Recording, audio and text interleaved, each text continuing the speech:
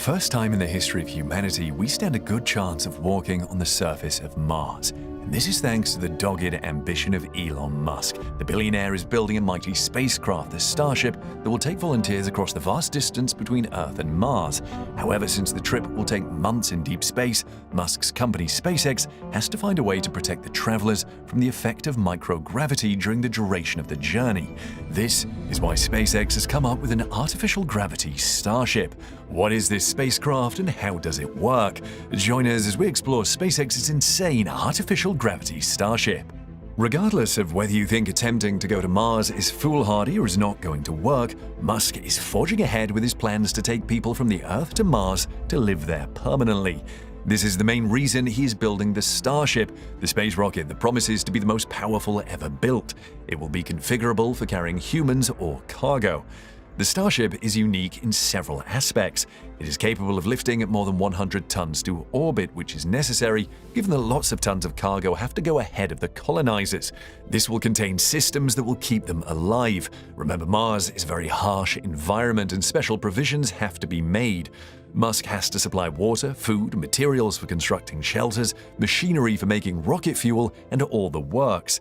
SpaceX has designed the Starship to consist of an upper and lower stage. At the point of separation, the lower stage, or the Super Heavy booster, will return to Earth, while the ship will proceed to Mars after refueling in orbit. To save on cost, both stages of the Starship are completely reusable. The booster returns to the land and is quickly checked out and prepped for the next flight. It will depend on about 30 Raptor engines for propulsion. The Raptor engines are designed and developed by SpaceX. The upper stage will also re-enter the Earth after each mission, with heat-resistant tiles protecting it from getting damaged by the heat produced. SpaceX plans to make about 1,000 of these Starships and launch at least 3 per day. This will allow Musk to quickly reach his goal of 1 million people on Mars. Of course, the Starship is not meant for Mars trips alone. NASA plans to use the Starship in its next mission to the Moon. The spacecraft will drop the astronauts on the Moon's surface and return them to orbit after they complete their missions. As a cargo carrier, the Starship is relatively simple to design. However, when the Starship is meant to transport people, some complications begin to show up. For shorter trips like to the Moon, SpaceX doesn't have to worry about these because this will last several days. However, going from Earth to Mars takes months and exposes the passengers to harmful radiation in the harsh environment that the Starship has to pass through. But of course, this particular problem can be fixed by putting shields on the Starship. But one other problem that is not easily solved is gravity. It is an issue that affects astronauts that are not going as far as Mars because they have to keep to a strict regimen of exercise while aboard the International Space Station. Even this is not always enough, as returning astronauts sometimes have to be stretchered out of their spacecraft when they return from months-long missions. You might have seen films with a plot based on space travel. Most times you see a massive spacecraft where the actors live or even fight and shoot at one another. However, most times the script is silent about gravity in the spacecraft. The travelers that survive whatever the conflict is about get to their destinations, disembark and walk away.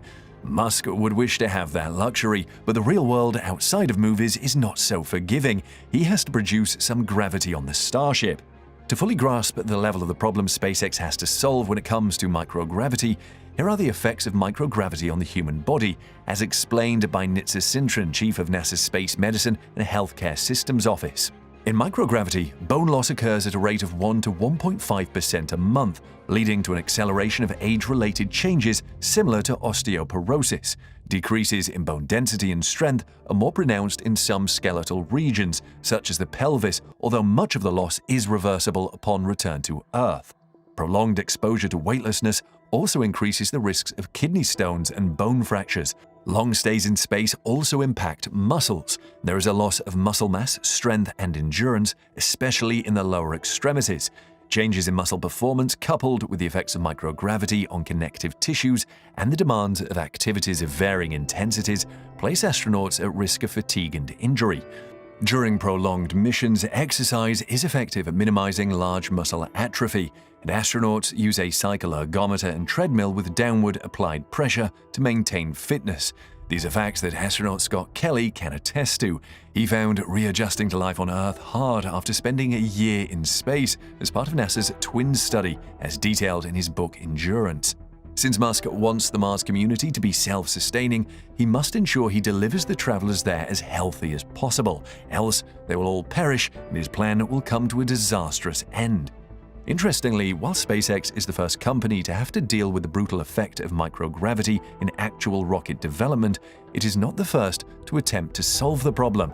One of the earliest examples of microgravity solutions was the concept by Konstantin Tsiolkovsky, who was considered as one of the founding fathers of rocketry and astronautics. As far back as 1903, he published a study titled Investigation of Outer Space Rocket Devices, in which he suggested using rotational force to create artificial gravity in space. Since then, many variations of this idea have been proposed for space stations and habitats, such as the von Braun wheel, the O'Neill cylinder, and the Stanford torus. Some concepts are even being considered for development, such as NASA's Nautilus X space station, which would use a rotating torus to provide artificial gravity, or the Gateway Foundation's proposal for a commercial space station. However, each of these methods has drawbacks that make them impractical or not able to work with the Starship being built by Musk. Some of them have very awkward shapes that will make launching difficult, others are too heavy to be practical, while some mechanisms will use too much fuel. Small Stars on YouTube has an excellent concept that will work well with SpaceX's flagship spacecraft. It uses a system of 3 starships that move together. The system consists of a payload starship that is flanked on each side by a passenger starship.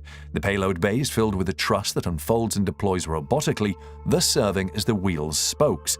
Each starship will be launched separately from the Earth, but once linked up, the passenger ships would swivel around to reorient themselves and fire their thrusters to impart momentum to the wheel. Once enough velocity was generated to simulate Earth normal gravity, which is 9.8 meters per second squared, or 1 g, the passenger ships would reorient themselves again to face inward towards the hub ship or the center payload starship. For the remainder of the journey, those aboard the passenger ships would experience the sensation of being pulled down thanks to the centripetal force created by the rotation of the wheel. As Small Stars explains the design, the gravity-linked Starship concept provides a spin gravity that reuses the main engines, taps leftover fuel, and avoids impractical space construction and spacewalks. The GLS is basically a hub ship, like the hub of a wheel. Instead of humans and cargo, the payload bay of the GLS is filled with a truss that can robotically fold out and lock into place, serving as the wheel's spokes. What velocity will SpaceX have to achieve to simulate the gravity on Earth on the Starship? Using a spin calculator, Small Stars concluded that the system has to attain a rotational velocity of 31 meters per second if the system is about 100 meters long in radius. This will produce the feeling of 1 g and make 3 rotations per minute. Small Stars also calculated that this method would use the smallest amount of fuel to start and stop the spinning and prepare the starships for landing. Of course, the travelers will still have to follow strict exercise routines, but they stand a better chance to arrive on Mars in good health. Let us know how you think SpaceX can produce gravity on the Starship on its way to Mars in the comments section below.